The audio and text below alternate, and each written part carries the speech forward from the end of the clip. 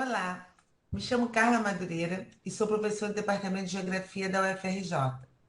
Participo, junto com outros três professores, do Laboratório de Espaço de Sensoramento Remoto e Estudos Ambientais. Estou lá nesse departamento e junto com esse laboratório desde 96. E junto, ao longo desse tempo todo, pude formar muita gente que está trabalhando comigo em estudos variados de sensoriamento remoto.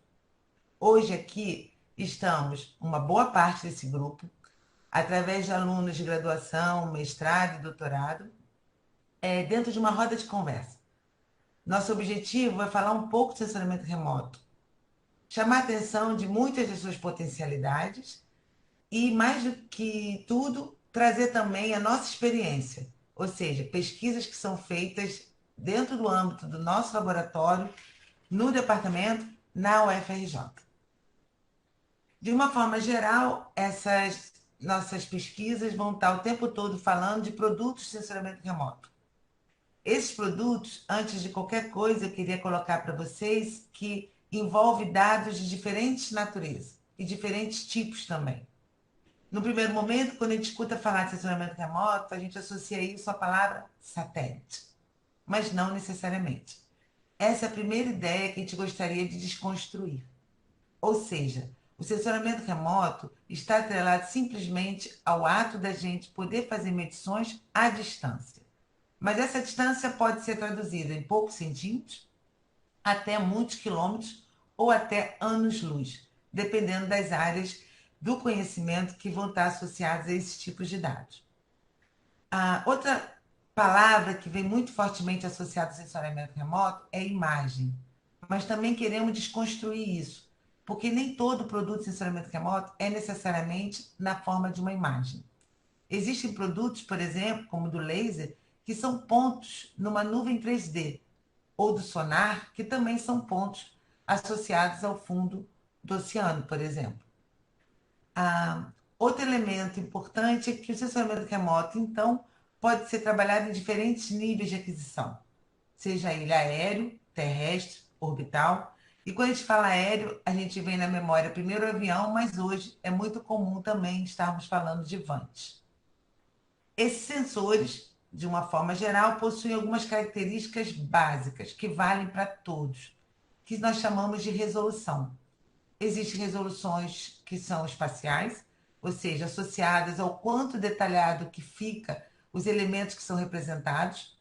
Resolução temporal, que está associada ao quanto que a gente consegue voltar numa mesma área e obter novamente dados. Existe a resolução que está associada à família, conjunto enorme de respostas que a gente pode ter de um mesmo conjunto da superfície, de dados da superfície.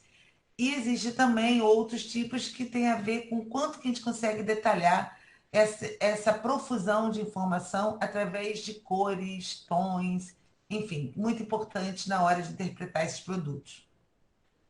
Considerando todo esse universo de imagético ou não imagético, oriundo desse sensoriamento remoto, a gente tem hoje, e cada vez mais, áreas do conhecimento que são fortes usuárias desses dados. Essas áreas do conhecimento buscam analisar fenômenos diversos. Mas que fenômenos podem ser esses? Nós temos fenômenos antrópicos e naturais, voltados para áreas urbanas, rurais, ambientais. Então, nós temos, na verdade, um universo muito grande de fenômenos e que apresentam características ou podem apresentar características bastante diversas. Nós temos fenômenos que são lentos e que precisam de uma observação contínua para que a gente consiga perceber mudanças. Por outro lado, podemos ter fenômenos que são muito rápidos, fenômenos que ocorrem de uma forma da noite para o dia e que a gente precisa de um esquema de monitoramento que nos permita observar essa dinâmica. Então, aqui, hoje, nós vamos trazer algumas questões transversais a essas áreas do conhecimento e de forma que esses alunos, que já são jovens pesquisadores, possam, junto comigo, trazer para todos vocês um pouco desse universo. A primeira pergunta que eu faço, e vai para esse grupo aí, é o quanto que a gente consegue entender desse início de sensoriamento remoto que se configura e o quanto nós podemos confiar nesses dados.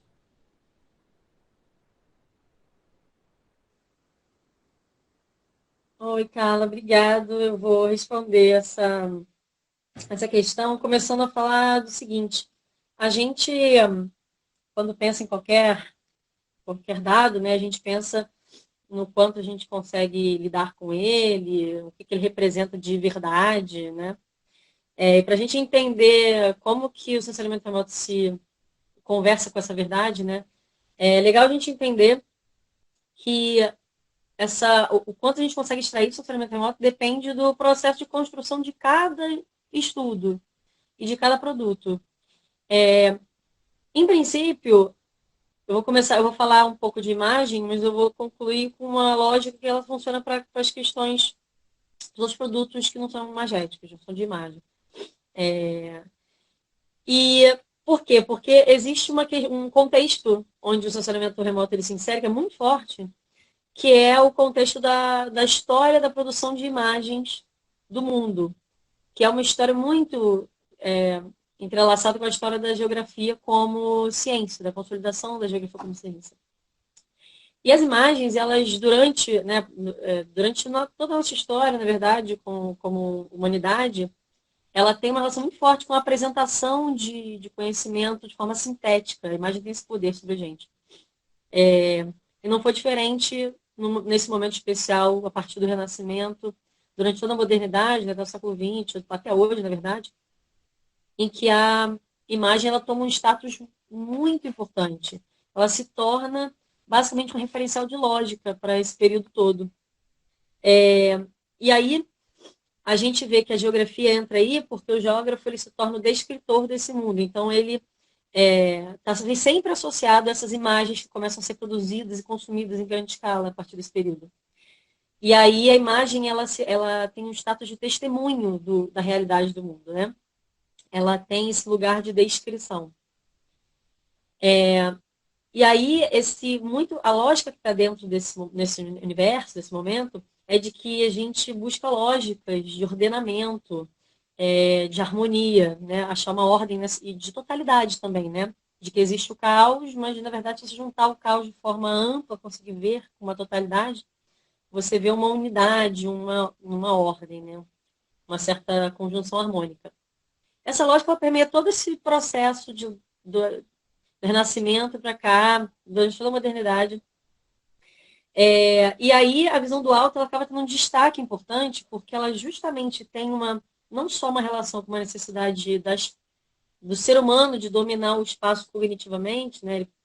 Ele precisa se orientar no espaço, então ele precisa ter uma noção de dimensão maior que o próprio corpo, como também vem de uma construção de uma demanda por poder e controle, nessa visão de totalidade e a forma de você controlar essa totalidade. Então, a visão do alto ela passa a ser um ponto de vista de enxergar o espaço muito importante. E aí, dentro desse contexto, o mapa ele é uma ferramenta que ele acompanha também a humanidade desde seu surgimento, né? Desde a pré-história existem registros de construção de mapas rudimentares e tal, e que vai se consolidar como cartografia também nesse período da modernidade, né? Justamente pela importância que as imagens passam a ter como testemunho, como dado, né? E a gente usa os mapas até hoje, eles estão cada vez mais presentes. Então, é uma ferramenta que ela existe, ela atravessa toda a nossa existência. E aí, o sensoriamento remoto, ele entra não só com os produtos de imagem, né, mas com produtos variados, porque também tem o sensoriamento remoto não só para o espaço, mas para outros estudos. Mas no que tange a imagem, porque ele é muito forte na questão da imagem, a imagem ela representa muito do sensoriamento remoto, ela tem um vínculo com esse lugar, com esse background histórico da imagem, tem um poder específico. E aí ela toma esse papel de quadro-síntese, de conseguir abstrair do alto, né, as formas, você vê de uma outra forma, que não é do nosso corpo aqui, da nossa existência. Tem essa visão de totalidade, você tem uma impressão a partir do sensoriamento remoto, que já é uma junção do voo, né, com a fotografia, que depois vai evoluir para outras formas de imaginamento, captura de dados, Você não tem mais só uma questão de uma lógica de testemunho nesses produtos, mas de evidência. Eles tomam um status maior, que a imagem, a foto, né, que no início a fotografia vai surgindo, ocupando esse papel, muda esse status para uma coisa de mais evidência, como uma verdade absoluta, é uma verdade objetiva, ela se torna assim, né? Só que a grande questão é que o que acontece com o sensoriamento remoto? Apesar de existirem milhões de tecnologias para tudo, inclusive no sensoriamento remoto tem centenas, é, a gente tem que entender que tudo é um processo de codificação e decodificação. Então, não só existe essa história filosófica e material de fundo para o surgimento do sensoriamento remoto, como técnica, como ciência, mas também a sua consolidação, a sua estruturação, ela depende de códigos específicos da construção dessas imagens a partir do sensor, do que você constrói como objeto a ser estudado, e como você constrói a relação entre esse objeto estudado e aquilo que você recebe numa imagem. Os pixels, eles são os elementos mínimos principais que compõem uma imagem digital. E aí já estou falando do digital porque hoje é a maior população de, de representantes do sensoriamento remoto, né? As imagens digitais. E aí essas unidades mínimas, e até isso vale para outras formas de captura de dados do sensoriamento remoto, elas vão oferecer uma configuração específica para fazer para mostrar aquele dado, né? Necessariamente no imaginamento, o pixel ele vai ter essas resoluções todas que a Carla falou, vai também se relacionar com algumas outras questões como a atmosfera, as condições ambientais. Então tudo isso precisa ser levado em consideração para você criar relações conceituais com o seu objeto. Bom, e aí entram diversas questões, não só a respeito dessas relações, como a escala, que objetos, que fenômenos são enxergáveis, em que escalas, será que a gente pode escalonar as coisas, transferir lógicas para outras escalas, as correções geométricas e atmosféricas implicam em quê? Nessa produção extração dessa informação, vamos dizer extração, né? Que não é bem uma extração, é uma produção em função dessas características e os próprios efeitos dos outros processamentos, que cada um vai ter um algoritmo, vai ter um efeito, e você vai ter que ter um controle estatístico disso. Então, é bem complexo a gente falar sobre o tipo de conhecimento que se traz no funcionamento remoto. Porque você precisa de um domínio dessas relações, tanto com, esse, com essa estrutura simbólica que ele tem da história da imagem, né? Como ela se encaixa na nossa forma de processar o mundo através das imagens, como das suas características próprias de cada estudo, cada captação. Isso serve não só para as imagens, na verdade, esse final ele serve para qualquer captação de dados de sistema remoto. É isso mesmo, ficou ótimo essa ligação toda que foi colocada, porque quando a gente para pensar na história da humanidade e ver como, através de vários mapas que foram construídos ao longo toda essa história, como eles foram sendo capazes de representar o quanto que a gente conhece, como a gente se interage com esse globo terrestre, a gente vê como o sensoramento remoto também ocupa um espaço através desse grande boom de imagens que a gente tem, hoje até representadas através do Google Earth, por exemplo, que a gente consegue trabalhar com esse mundo virtual, digital, e sendo capaz de enxergar o globo como um todo. Mas eu tenho mais perguntas para fazer para vocês.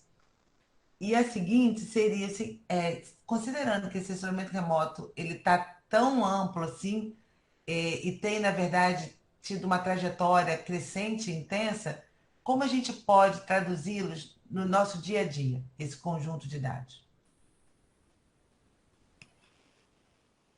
Bom, vou responder essa pergunta, né, falando de coisas que estão presentes no nosso dia a dia e tem o sensoramento remoto como a sua origem, né? A origem daquela informação é o sensoramento remoto.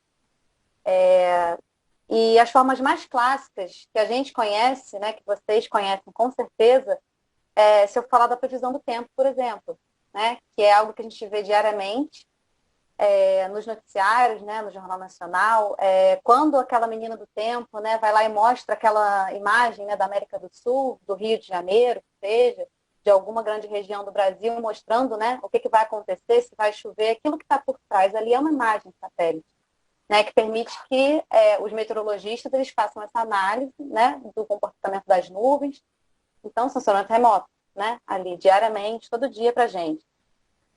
Quando a gente ouve sobre o desmatamento da Amazônia, da Mata Atlântica, né, dos biomas brasileiros, também a gente está falando de sensoramento remoto porque não tem outra forma da gente conhecer essas taxas de desmatamento, quanto que essa floresta, né, está sendo ali diminuída, se não for por dados provenientes do sensoramento remoto. E a gente está em contato com essas informações o tempo todo, né, diariamente. E agora eu trago também formas mais sutis que esse sensoramento remoto também está presente na nossa vida, né, na sua vida, e provavelmente você nem se dá conta. E aí eu estou falando da nossa localização. Né? Todo mundo hoje tem um smartphone nos últimos 10 anos. A evolução desses aparelhos, dos smartphones, né, popularizaram muito as chamadas geotecnologias, né, e a capacidade da gente estar sendo, da nossa localização estar sendo monitorada o tempo todo, e está sendo monitorada o tempo todo, porque se você tem um smartphone, você está sendo rastreado.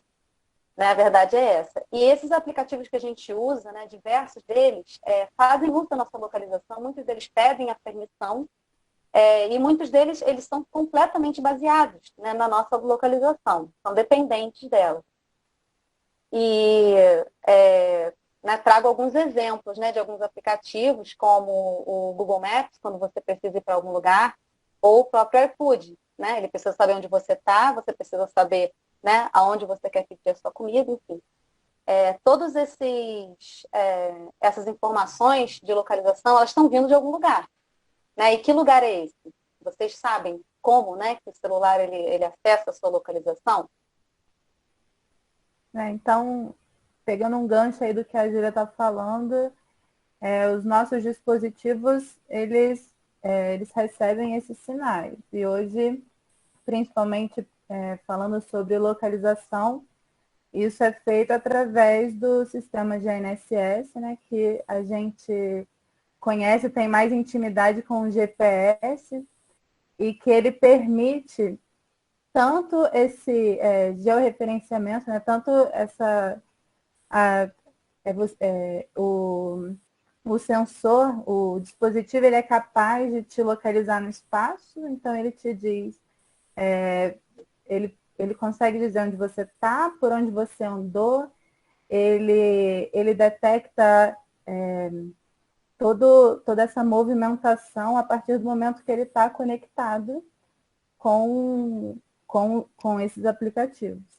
Então, ela deu esses exemplos do iFood, do Uber, né, o Google Maps, tem os aplicativos de relacionamento que também estão aí, né, como é que você consegue conhecer pessoas, como é que ele sabe qual o raio que você está de uma outra pessoa. Então, isso tudo está presente na detecção de fenômenos. Ela disse, né, a previsão do tempo, como é que é feito, né, o jornal, ele te diz, o jornalista te fala todos os dias, se vai chover, qual a probabilidade, como é que isso é feito, né? São dados remotos, são dados de sensores remotos, eles conseguem detectar isso, eles conseguem perceber isso, monitorar isso. Os dados de desmatamento, quando a gente vê aí no noticiário, que está crescendo, está diminuindo, como isso está acontecendo, são dados provenientes de sensores remotos. E recentemente, né, meninas? Recentemente, toda aquela polêmica em relação o quanto que o lockdown funcionava ou não, e Sim. como esses dados foram utilizados, e criou uma discussão, inclusive ética, em relação a isso, porque é possível monitorar exatamente a mobilidade urbana. E isso também é traduzido no trânsito, quando a gente entra no Google Maps e quando ele indica que está tudo engarrafado ou não, é também da mesma natureza o conjunto de dados relativo à mobilidade, né? Mesma coisa. Por exemplo, na pandemia, né, a gente vê esses dados de Covid, como é que eles sabem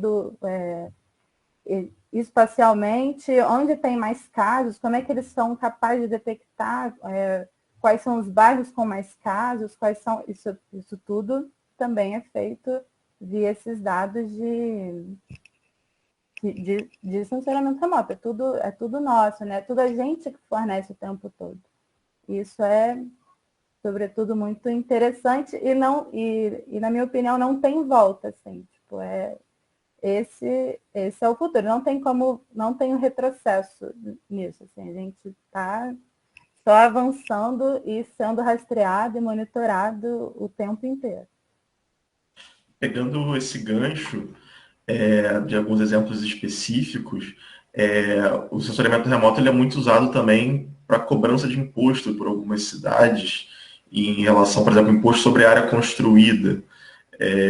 Existe um certo monitoramento em algumas cidades para saber a área construída, se está havendo construções, e muito pegando isso que a Maíra falou, da visão de cima, que às vezes a pessoa acha, vou construir no meu terreno e ninguém vai ver, porque ninguém entrou aqui, mas essa informação ela pode estar disponível, você está construindo no seu terreno a partir do imageamento.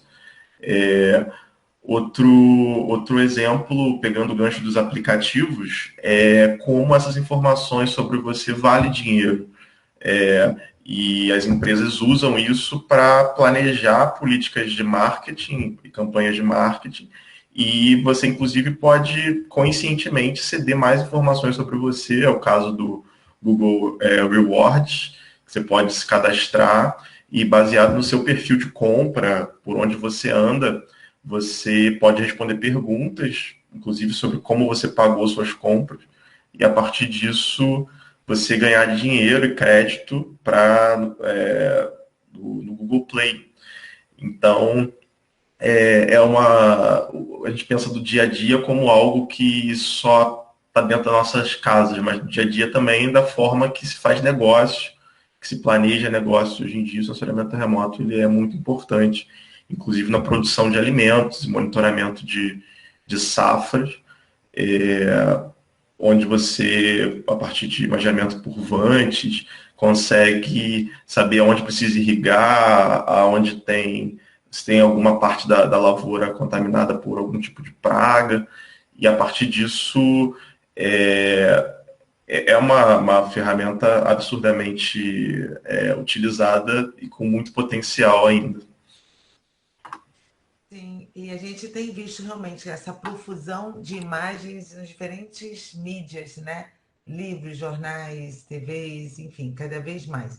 Mas em relação à floresta, ou mais especificamente às florestas brasileiras, o que a gente pode falar? Bom, Carla, quem vai responder essa pergunta sou eu e bastante pessoas aqui também. Quando a gente pensa no Brasil, né, um país continental, e a gente vê que o quanto essa cobertura natural é importante, né? Grande parte dessa cobertura natural pertence às florestas. E a gente tem visto também o quanto essas coberturas estão diminuindo, né? Então, entender o Brasil como até 2018, né, o MapBiomas traz isso, que 66% era de floresta nativa, ou de área natural nativa, né? E o quanto isso, a caracterização dessas áreas, para a gente entender onde essas áreas estão, a espacialização dessas áreas, e também o monitoramento delas, para a gente entender o quanto a gente está perdendo, né? Todo dia a gente vê nos jornais, como todo mundo falou aqui, a gente vê coisas nos jornais, e a gente ouve falar sobre desmatamento, sendo da Amazônia, sendo do Cerrado, sendo da Mata Atlântica. Entender, então, caracterizar essas florestas, entender e monitorar elas se torna muito importante. E o sensoriamento remoto tem nos ajudado muito em função disso. Inclusive, deixo aqui um vídeo para vocês olharem, né, que é o vídeo dos Fatos Florestais do Tasso Azevedo, que é muito legal para vocês entenderem a questão das florestas.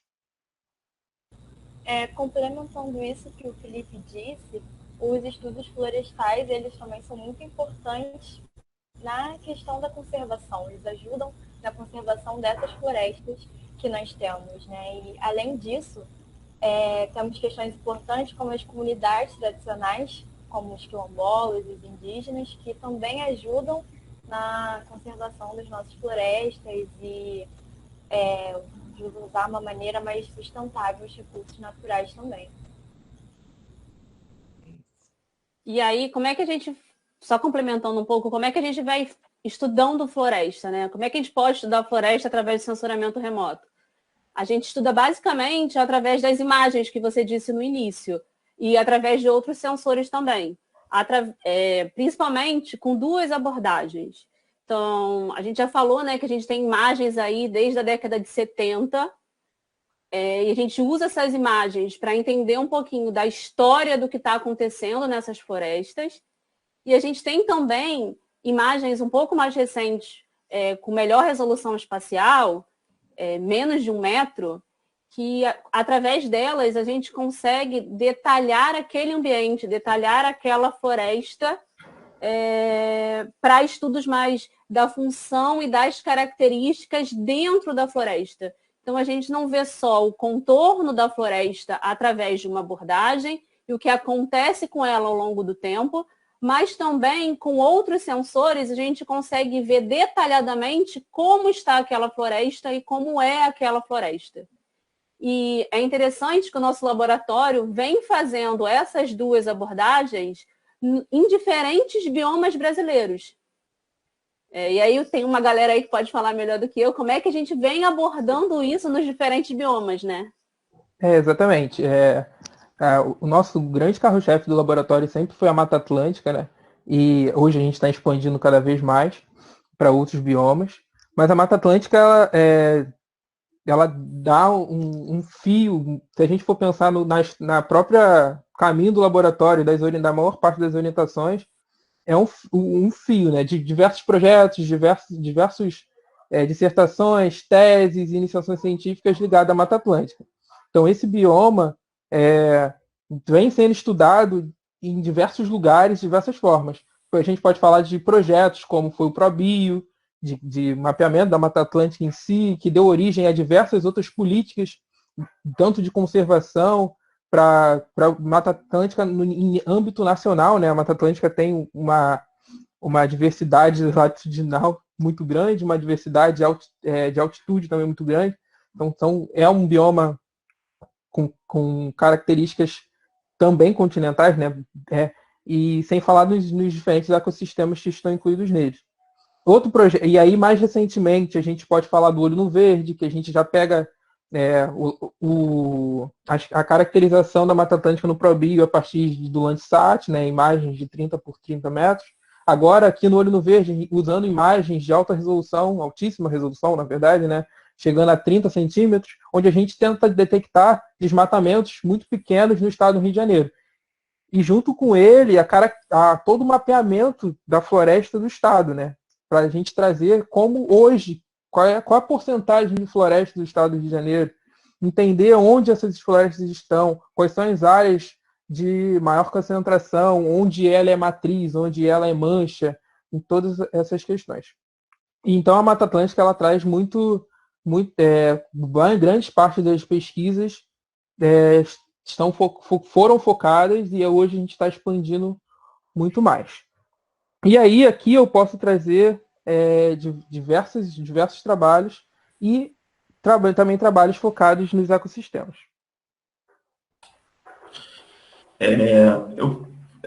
No caso, eu sou um dos que não trabalha com Mata Atlântica, desde meu mestrado, graduação, na verdade, mestrado e agora no doutorado, tentando entender um pouquinho da Caatinga, que ainda é um bioma pouco estudado no Brasil, comparado com os outros biomas, mas a partir do sensoriamento remoto a gente consegue muitas informações interessantes sobre a Caatinga, que principalmente tanto sobre impacto sobre a Caatinga, que é um dos biomas que tem a ocupação mais antiga, pré-colonização, até informações sobre as variações dentro da própria Caatinga, que não é nenhum bioma, é bom falar isso, nenhum bioma ele é homogêneo.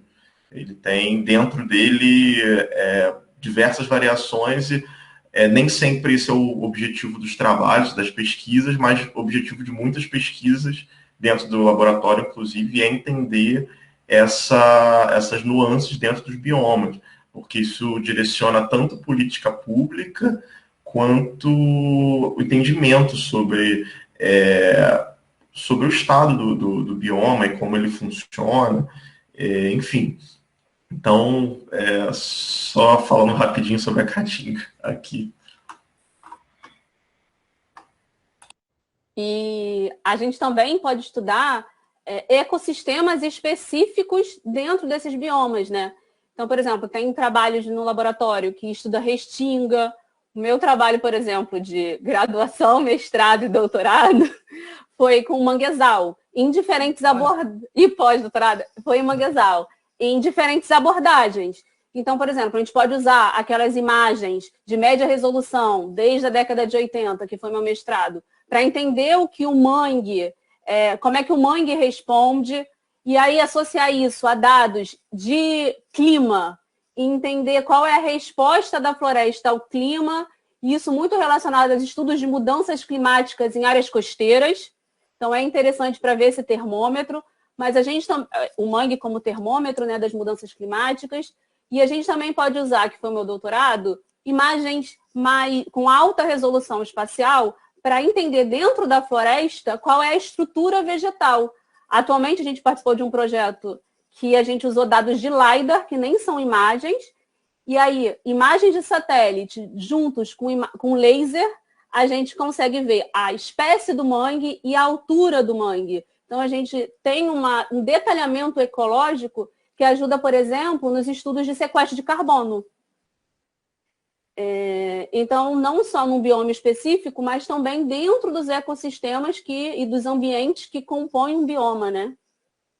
Nós temos... Uma coisa que eu queria detalhar, que a Paula poderia também complementar, é que nesse projeto a gente pôde perceber o quanto que o sensoriamento remoto trouxe informações que às vezes a gente não consegue ver com a abrangência necessária para entender, por exemplo, uma área grande, através de estratégias de levantamento de campo. Porque a gente não consegue, no campo, estar em todos os lugares. Tem a questão da acessibilidade, a questão das distâncias. Então, apesar de a gente ter no campo a possibilidade de se obter dados verticais muito detalhados, é complicado isso quando a gente pensa espacialmente, certo? Isso se associa muito, rapidinho, só complementar, isso se associa muito ao que a Maíra falou no início. A gente está numa mudança de paradigma dentro dos estudos, né? Antigamente, a gente estudava grandes florestas só indo para campo. E hoje a gente tem uma outra visão. E aí agora, como é que a gente concilia? Porque, na verdade, são coisas e abordagens complementares que trazem interpretação do fenômeno diferentes. Então, agora a gente está com um desafio, pelo menos na floresta, em combinar as visões ecológicas e que a gente foi construindo ao longo de uma grande história acadêmica, combinar essas visões tradicionais com uma nova visão que é de cima, como a Maíra falou, e traz novas conclusões sobre o mesmo fenômeno. Então, o sensoriamento remoto não chega aonde os dados de campo chegavam, mas os dados de campo também não mostram detalhes que o sensoriamento remoto nos traz. Então, o nosso desafio é combinar. Bem bem essa questão, né? E a gente sempre focado muito nessa caracterização, então, das estruturas horizontais e verticais das florestas e nos monitoramentos delas, né, para entender onde estão acontecendo isso em diversas escalas, usando imagens de altíssima resolução, usando imagens de média resolução, usando imagens de baixa resolução para entender essas características. E a gente também agora, além da Caatinga do Diego e a Mata Atlântica e os ecossistemas, né, como o mangue, a gente também agora começou a estudar a Amazônia, ligada muito a essa questão prioritária, né, de entender esse desmatamento, entender o que essa paisagem desmatada está se tornando. Isso está muito ligado também à minha tese, que tem como objetivo entender esses padrões de mudança no ambiente da Amazônia Legal, pensando na gestão do território amazônico, né, frente a essas áreas protegidas, das suas trajetórias evolutivas, as trajetórias, né? Então, o que essa paisagem está virando, né? Na identificação, então, dessas funções novas da paisagem pós-desmatamento, suas novas métricas, e assim projetando áreas vulneráveis, né, e prioritárias para a conservação. E dessa forma, várias outras pesquisas individuais vêm surgindo e fortalecendo o laboratório nesse bioma. Uma das pesquisas que são da ramificação do Felipe está sendo a minha, do Danilo e da Clara, que aí a gente está realizando essa pesquisa para analisar os limites ambientais e políticos da Amazônia. E aí a gente quer identificar as perdas florestais no espaço num período de 34 anos. Isso vai ajudar a gente a entender não só o que ocorre, o que ocorreu, mas os melhores recortes espaciais e temporais para se analisar o desflorestamento da Amazônia, né? E para isso a gente usa a cobertura florestal anual do Map Biomas, aquela plataforma. E aí, com isso, é possível criar um mapa com as taxas de supressão florestal para cada estado que compõe a Amazônia Legal. E a partir de uma análise de dados, é possível também identificar o que ocorre especificamente nas áreas protegidas, que já é mais especificamente a minha iniciação científica, que estuda qual seria o padrão do desmatamento dentro dos territórios na Amazônia Legal, né? Não seria todo o bioma da Amazônia, seria apenas o que se encontra dentro do Brasil. E, a partir disso, entender por que em alguns locais ocorre um avanço maior do desmatamento do que em outros. E qual é o papel dessas áreas que protegem, né, que são unidades de conservação, terras indígenas, quilombolas nisso, já que elas têm esse papel de impedir, né, esse desmatamento. E nesse mesmo campo, esses dados que a gente começa a trabalhar sobre na paisagem amazônica, eles permitem também a gente fazer uma autorreflexão, né? Ou a gente começar a questionar se, quando a gente fala de perdas florestais, a partir do momento que nós falamos que há perda florestal, a gente começa também a se perguntar o que essas áreas, que não são mais florestas, estão se tornando ao longo do tempo, né? E aí que, como o Felipe já disse também, a gente tem uma abordagem muito grande em trajetórias evolutivas da paisagem, que é a minha abordagem de iniciação científica, né? Que a gente tenta contar uma história, basicamente monitorando o uso e a cobertura do solo ao longo do tempo. No meu caso, da Amazônia Legal, no período de 85 a 2018. E o sensoriamento remoto aí é essencial, né? Seja no ponto de vista da praticidade, do ponto de vista da acessibilidade.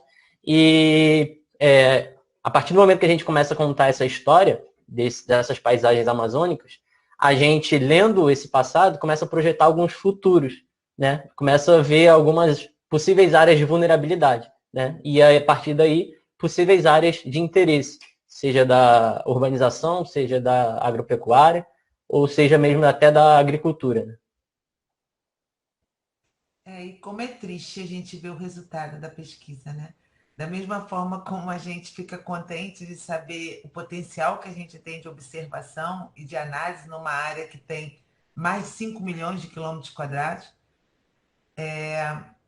por outro lado, a gente fica triste de ver como essas curvas de desmatamento têm se intensificado.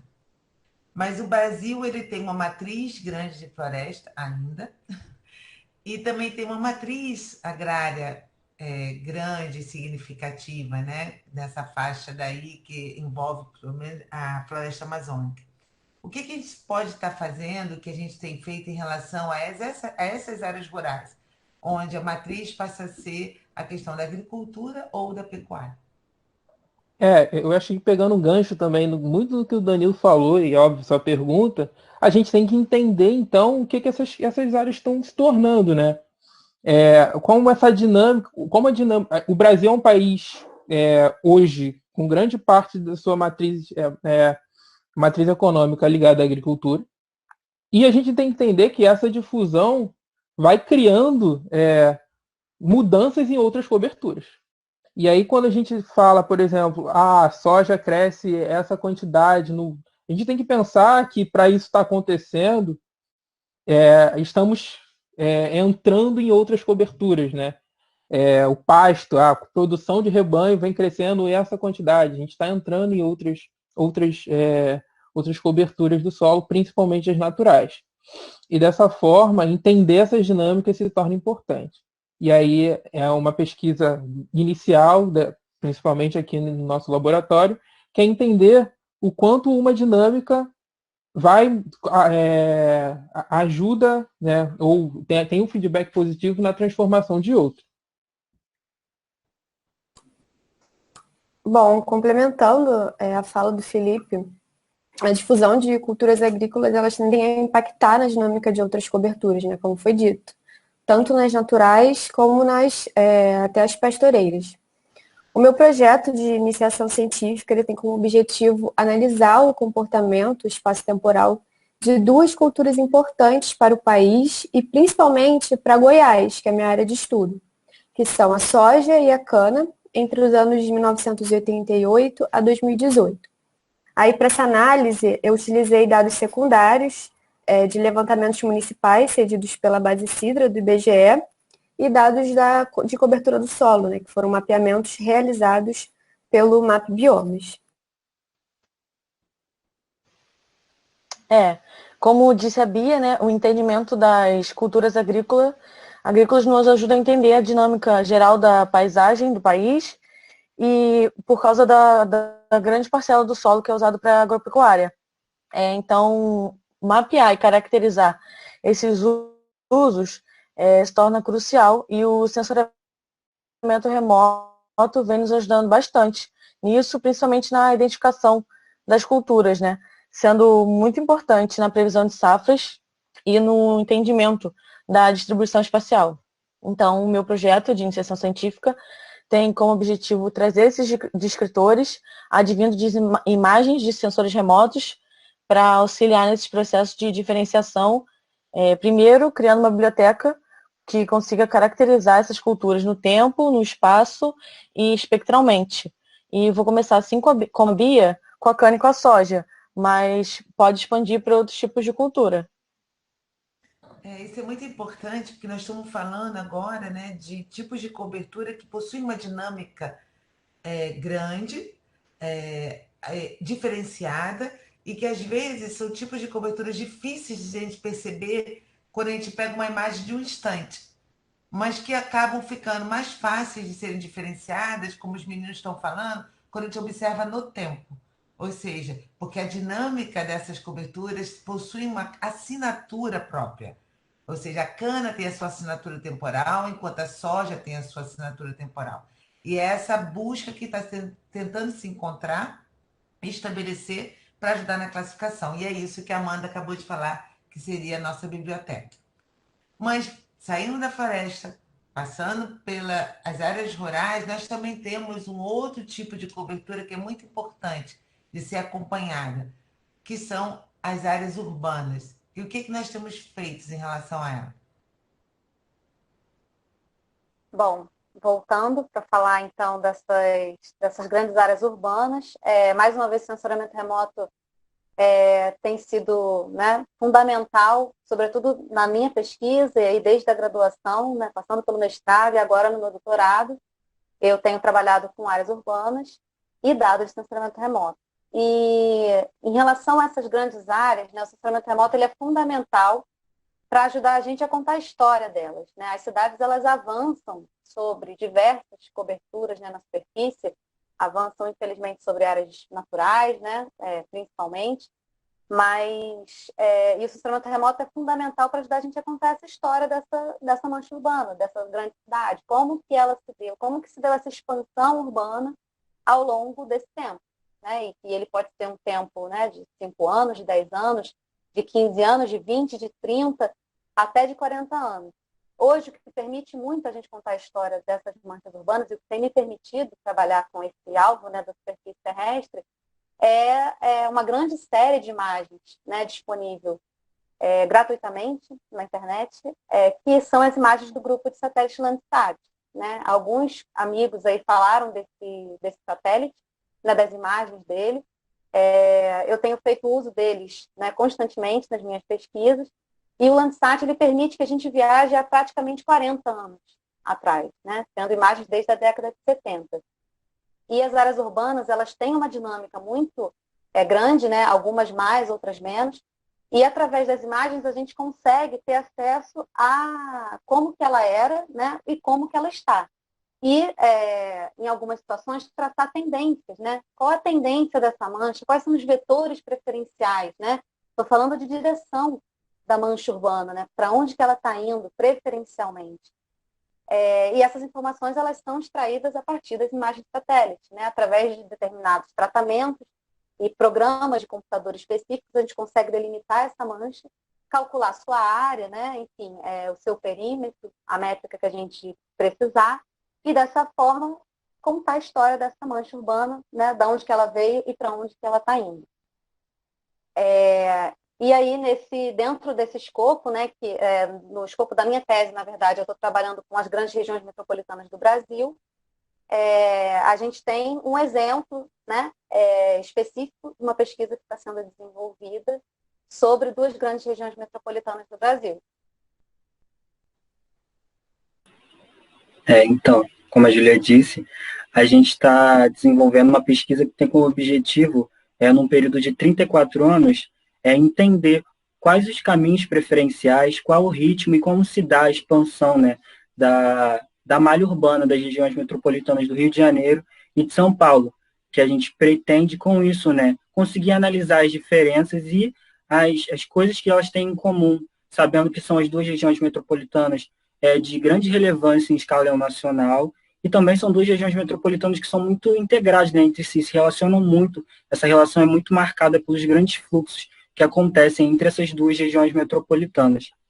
E aí, para isso, a gente vai produzir mapas e gráficos que consigam, né, que façam a gente conseguir visualizar didaticamente, né, de certa forma, as alterações que essas regiões metropolitanas tiveram ao longo do tempo, né, ao longo desses 34 anos. E aí a gente procura, né, com esses dados que a gente obteve, que a gente produziu, conseguir responder a questões, como eu já disse no início, né, de como se deu, os caminhos e o ritmo, né, que é o nosso objetivo principal.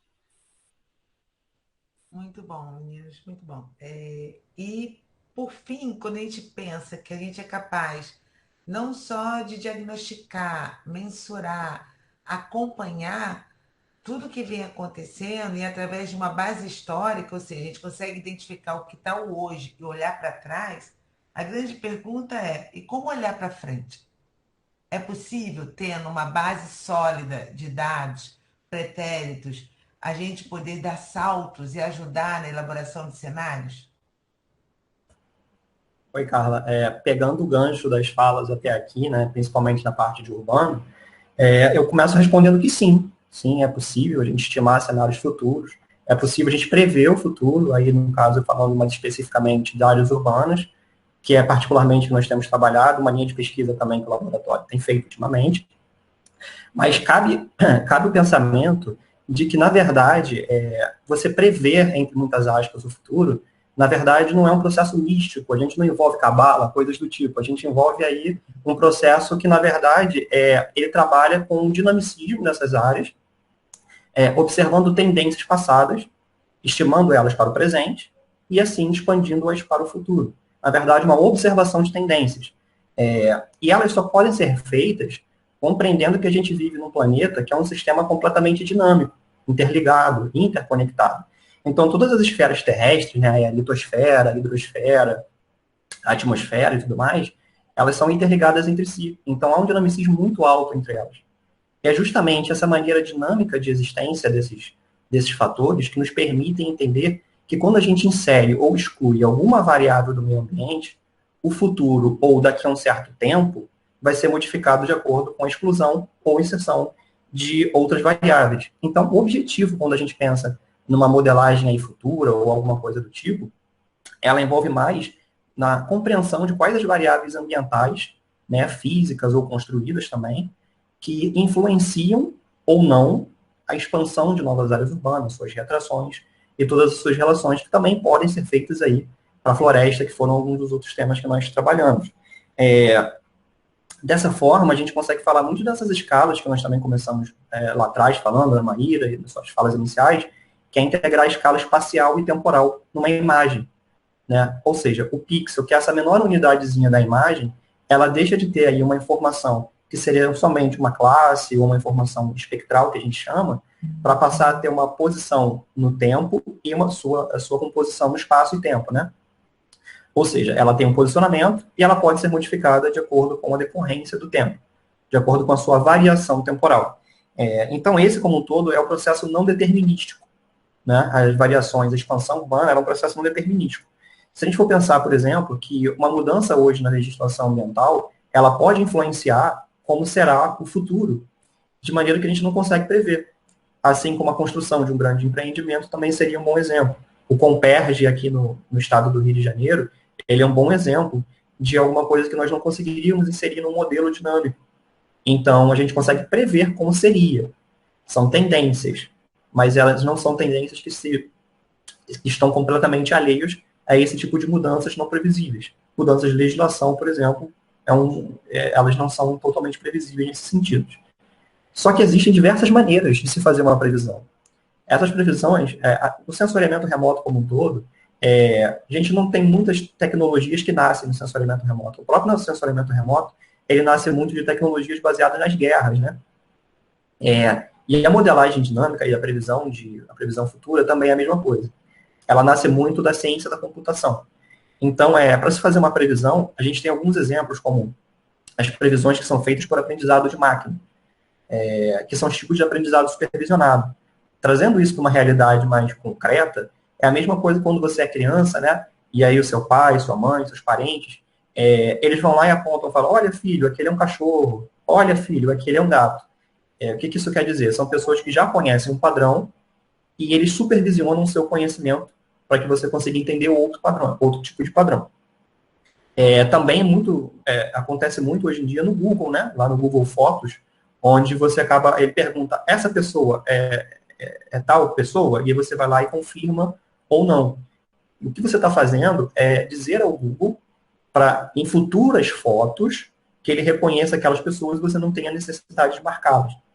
Assim também com aquele CAPTCHA, né? Quando você vai lá e escreve, eu não sou um robô, e você clica ali, também aparece, selecione os semáforos, selecione os carros. Na verdade, você está ensinando aos algoritmos do Google o que seria um carro, o que seria um semáforo, quais seriam as suas preferências. Isso permite que ele faça uma predição daquelas coisas que você mais se interessa. É a mesma coisa na Amazon, quando você vai lá e escolhe um tipo de livro e a Amazon determina quais seriam os prováveis livros que você gostaria de ler. E assim eles fazem previsões. Também existem abordagens automatizadas, que é particularmente que nós temos trabalhado, a gente vai falar mais um pouquinho, e previsões baseadas em séries históricas e mais especificamente de áreas ambientais.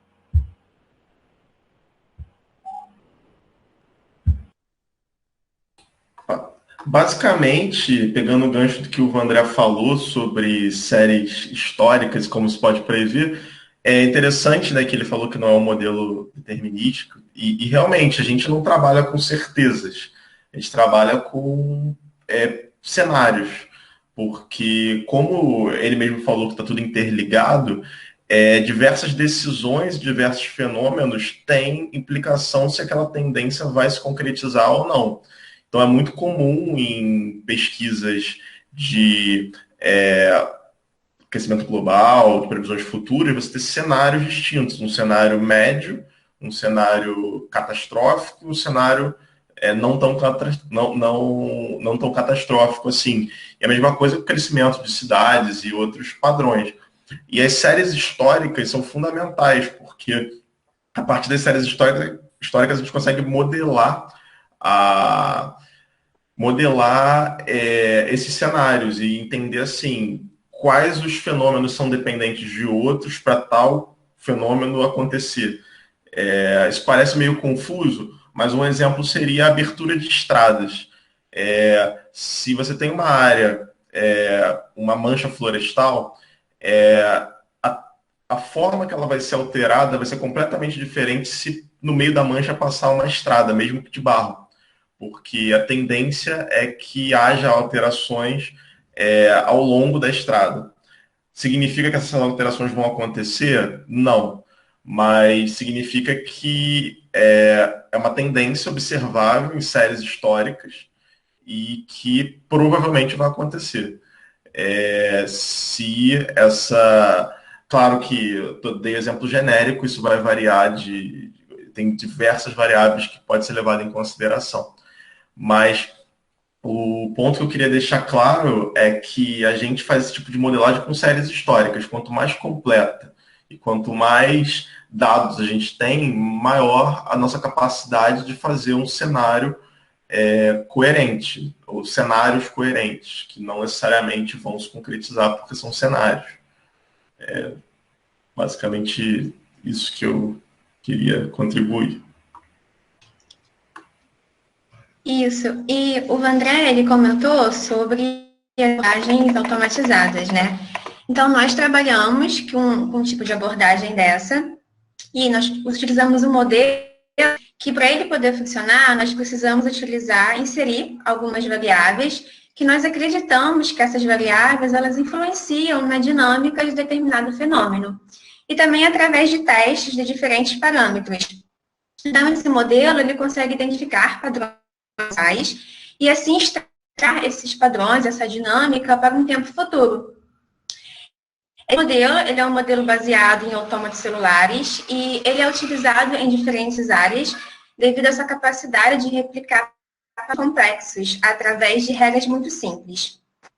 E os autômatos celulares, eles são facilmente implementados com dados de sensoramento remoto e eles possuem alguns componentes básicos para o seu funcionamento.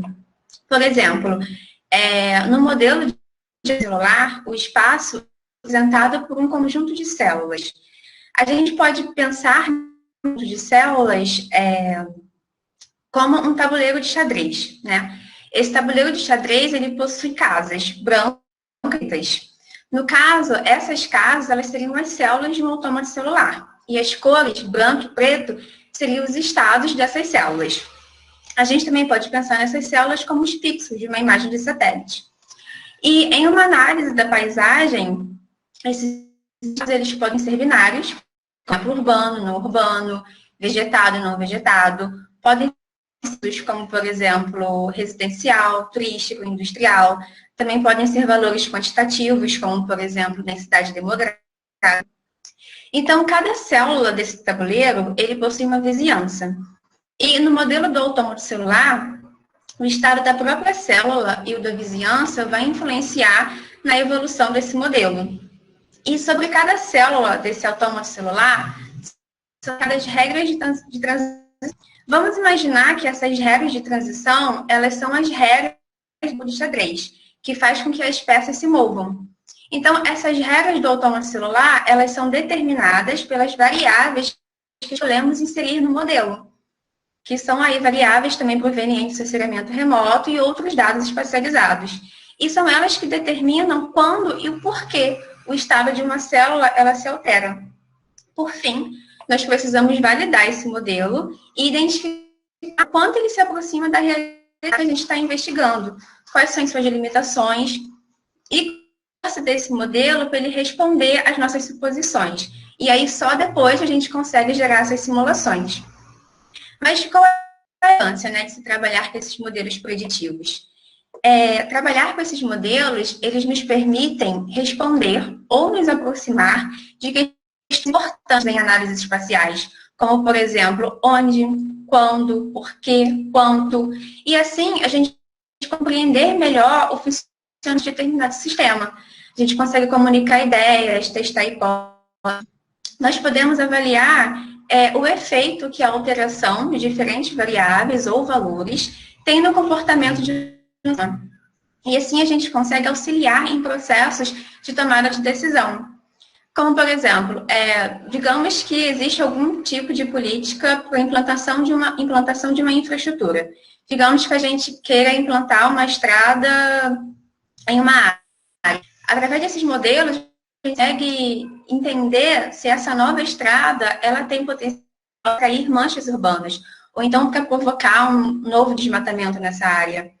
A gente também pode trabalhar com metas. Muitas públicas possuem metas Por exemplo, digamos que a gente tem uma meta em aumentar em 15% a quantidade de área plantada para a produção de alimentos, digamos, até 2025. Através desses modelos, a gente consegue gerar cenários e, de uma forma, testar de conseguir atingir essa meta e, digamos, de modo a não aumentar o desmatamento. Então, através desses diferentes cenários, nós podemos testar, né, diferentes ações em prol do planejamento e gestão do território, gestão ambiental e outros. Dá para ver que o universo é amplo, grande e não está o todo aqui. Isso é o que mais me assusta. Quando eu paro para refletir, escutar vocês dessa forma tão diferente, né, remota, estávamos tão acostumados, estávamos sempre juntos no laboratório, compartilhando o mesmo espaço, e hoje esse espaço também é virtual, como as nossas imagens que representam. Vejo vocês através de imagens. E eu vejo aqui que, para fazer jus a todo o meu conjunto variado de linhas de pesquisa, ainda falta uma pesquisa iniciando, que é sobre as favelas do Rio, que está sendo trabalhada e do qual a gente objetiva contribuir para tentar, de uma certa forma, representar essas áreas. Também da civicultura, quando a gente trabalha com a determinação de poder perceber, imagina só, o manejo que é dado, através do manejo, através das séries temporais, a gente tentar inferir se aquela área plantada tem o objetivo de atender ao carvão, à madeira ou a papel, a celulose, né?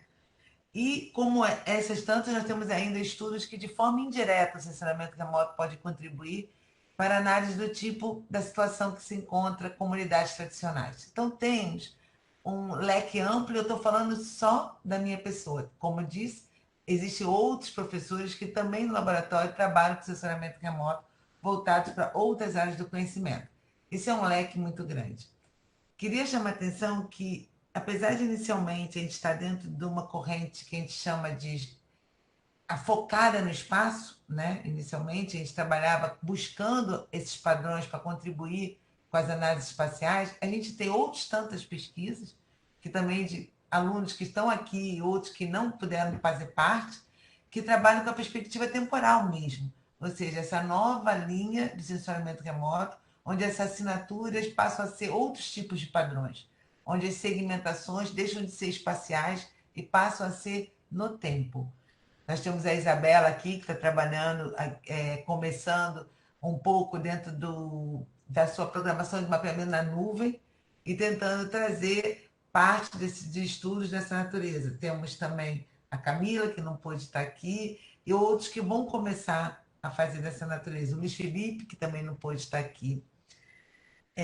Depois eu queria abrir para vocês, enfim, uma pergunta que eu também nem eu sei direito como responder, mas eu queria escutar os anseios, que é sobre as perspectivas futuras. A gente eu trabalho há muitos anos, não vou dizer quanto, com sensoriamento remoto, e vejo com muito orgulho, através de vocês, muitos de vocês já estão comigo há muito tempo, outros há menos tempo, e uma das coisas que a gente tem de característica no laboratório é a profundidade com que vocês ficam ali dentro, e por isso vocês hoje são capazes de falar como profissionais da área de pesquisa. Nós temos aqui um leque muito diverso de alunos de iniciação científica, de alunos já, professores já, como eu, colegas de trabalho, que estão se transformando em colegas de trabalho, como tantos outros já se transformaram. O que mais a gente tem para pesquisar? Enfim, eu sei que antes desse isolamento chegou um equipamento maravilhoso que eu quero testar e que estava preso, que eu não sei como vou pegar. Mas eu queria escutar vocês. O que vocês gostariam de projetar? Não só através do autômato celular, mas através, além, né? Ao infinito e além, em cima do sensoramento remoto. A gente até voltou para trás, né? Estamos tentando entender quem foi que deu o nome para isso tudo. Enfim, tá aí, Alberto. Alguém quer falar alguma coisa? Um medo, alguma angústia? Eu gostaria de falar, né, que basicamente todo mundo que a gente tá começando a trabalhar aqui muito com os dados secundários também, né? E o quanto é importante a análise desses dados. Então, assim, o pessoal do Urbano, o pessoal dos autômatos, eu na Amazônia, o pessoal da Mata Atlântica, a gente tem trabalhado muito com dados de sensoriamento remoto, mas que já são entregues os mapas para a gente. Mas isso não é o final, né? A gente precisa analisar essas coisas, entender os padrões, entender como muita gente falou aqui, o quando, para onde, o quanto isso vem acontecendo. Então, a importância da diminuição da quantidade de coisa que a gente precisa fazer para a gente ficar mais focado nas análises também. Então, o quanto os dados secundários também vêm ajudando a gente para trabalhar com diversos fenômenos, aqui a gente falou diversos mesmo, né? Muitos fenômenos diferentes, e quanto eles podem ajudar a gente a focar mais nas análises dos fenômenos e dar, às vezes, até trazer soluções para conservação de floresta, análise do ambiente urbano, entendimento da dinâmica agrícola e assim sucessivamente. Eu queria fazer...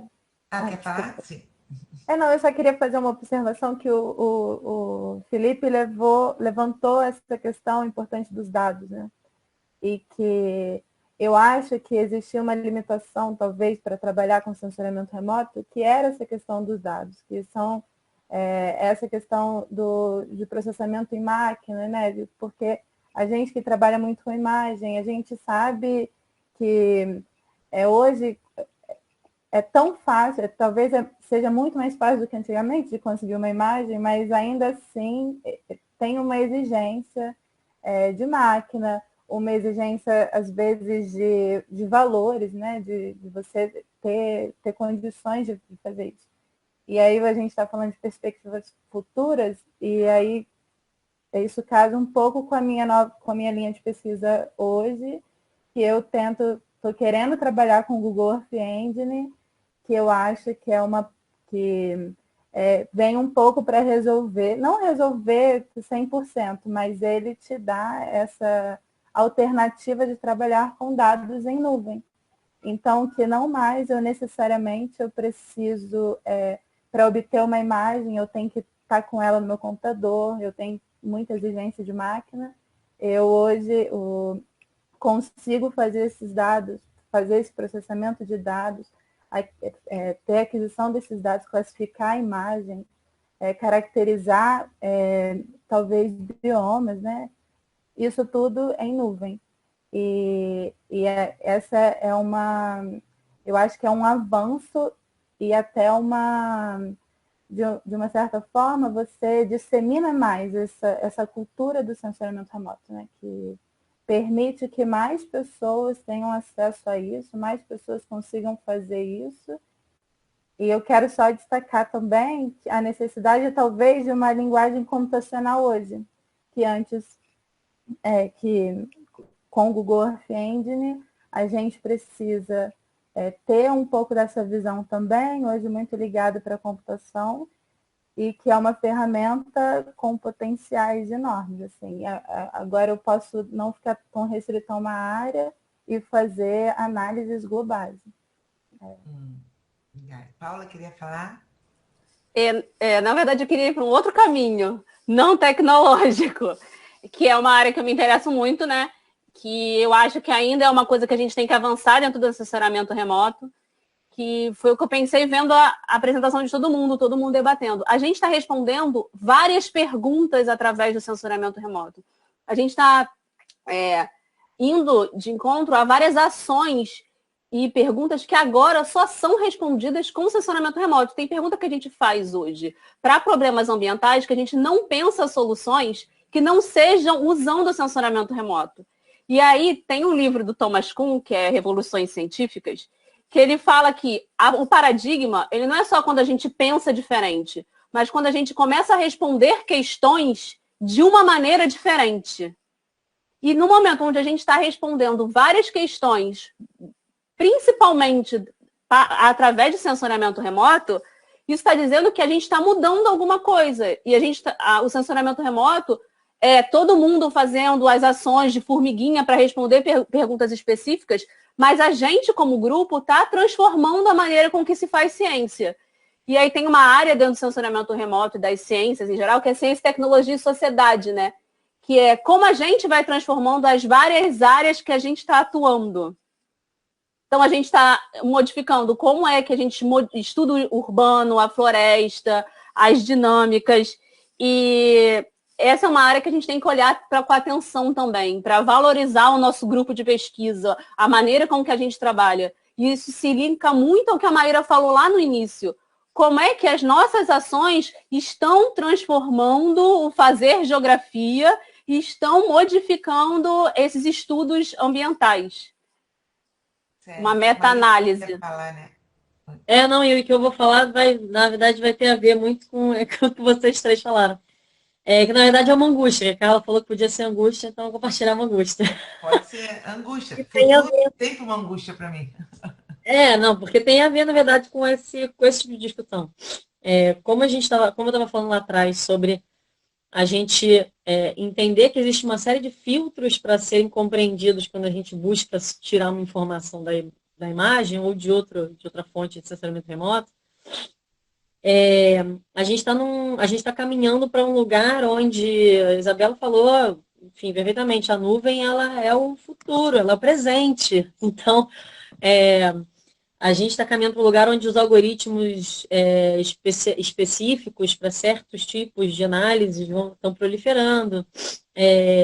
E a tendência, me parece, é claro que eu acho que é legal a gente ter uma leitura mais aprofundada sobre isso, mas me parece que a tendência é não só que as analistas e pesquisadores, porque nem todo analista vai ser pesquisador, e tudo bem que tenha lugares diferentes na produção de conhecimento, a tendência é que essas pessoas estejam cada vez mais verticalizadas num certo tipo de técnica, cada vez mais distantes do conhecimento dessas multiplicidades de filtros para compreender essa realidade da imagem, do dado, né?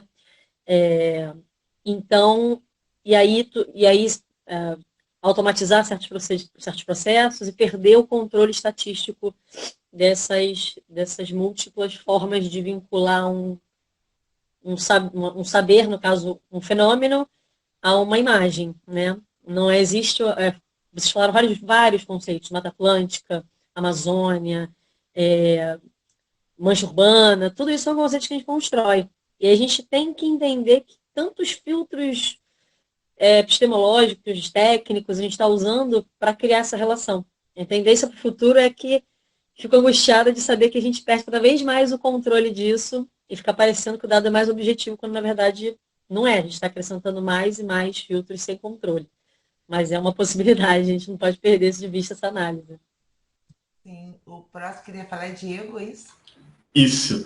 Não, eu queria mais falar sobre, nessa onda do Google Earth Engine e de outros programas que você pode processar em nuvem, a capacidade de processamento, que sempre foi um grande problema do sensoriamento remoto, que a gente às vezes tinha muito dado disponível, mas humanamente a gente não tinha como analisar aquilo, e a questão de infraestrutura. Se não tivesse um computador muito bom e muito caro, você não conseguiria processar, e às vezes até com um computador muito bom, muito caro, demoraria dias para processar um conjunto de dados muito pequeno comparado com o que a gente pode processar hoje em dia em nuvem. E também pode selecionar uma série de imagens enorme, selecionar só as imagens sem nuvem ou com menos nuvem.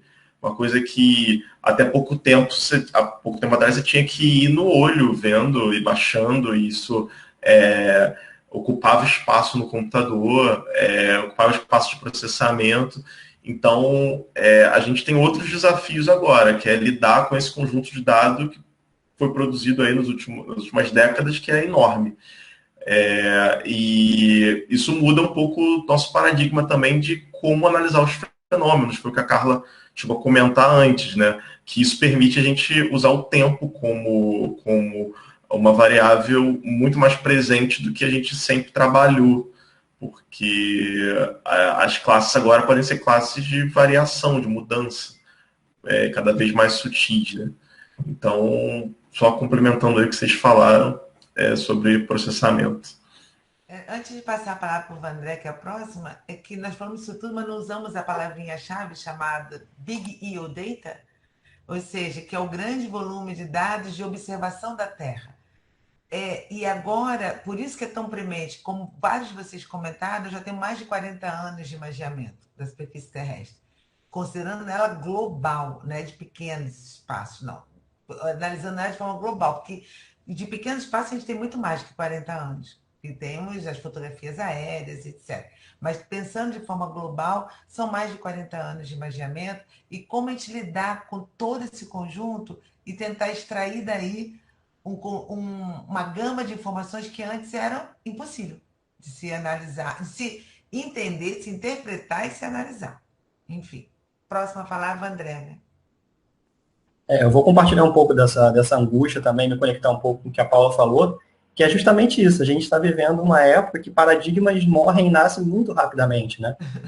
A gente está aí para conseguir comprovar que é muito provável que essa reunião que está acontecendo hoje aqui, ao vivo, aqui, a gente está gravando e tudo mais, mas por meio computacional, ela provavelmente estaria acontecendo numa copa de um laboratório, ela poderia estar acontecendo em outro ambiente, e a gente vive uma época que a quantidade de dados ela é tão grande, a multiplicidade de funções também tem se multiplicado de uma maneira tão intensa, que o que a gente faz, eu não sei se todas as ciências, se todos os pesquisadores, eles têm essa propriedade de falar que eles são extremamente flexíveis, ou que eles conseguem ser profissionais holísticos, mas o que essa apresentação acho que deixa muito claro, e eu espero que tenha deixado, é que o sensoriamento remoto como um todo, ela envolve essa necessidade de um profissional holístico que muito tem falta hoje no mercado, e é uma necessidade que a gente tem.